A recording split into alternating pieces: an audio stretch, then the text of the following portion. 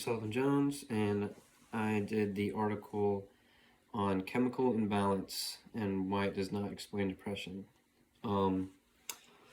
So the article overall was obviously talking about depression, but it starts off with how all these ads and things you see on TV and magazines and just advertisement in general talks about how depression isn't a chemical imbalance, it's more of a disease. But then it goes on to explain a bunch of different things, like why why it's so hard to classify it as a disease, because there's so many categories of things and there's different parts of depression.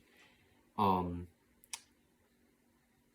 the article goes into this with different professors and whatnot, and Awais Afbab, which is is a physician at Western Reserve University. He said what causes depression is nuanced, so nothing can easily be captured in a slogan or a buzzword, which is saying that slogan that depression is can be fixed with drugs is like, because it's just a chemical imbalance, is not true.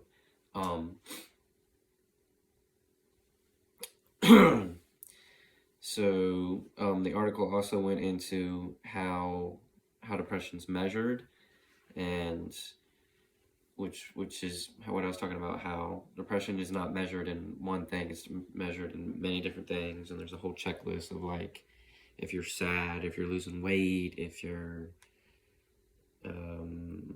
I guess would be wanting to cut yourself or wanting to hurt yourself. I don't know. There's a lot of checklist of things that would make you depressed.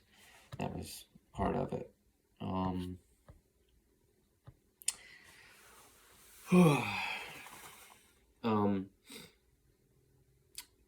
The field test that is done is called the Diagnostic and Statistical Manual of Mental Diseases, or DSM-5.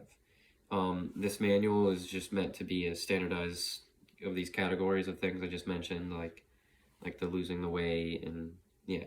So it's just meant to standardize these categories and make it more of like a test for this disease, because it is a disease.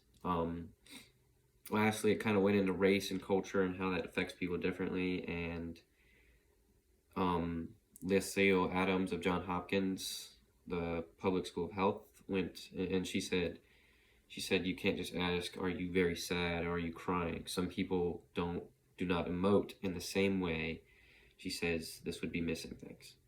That was pretty much it.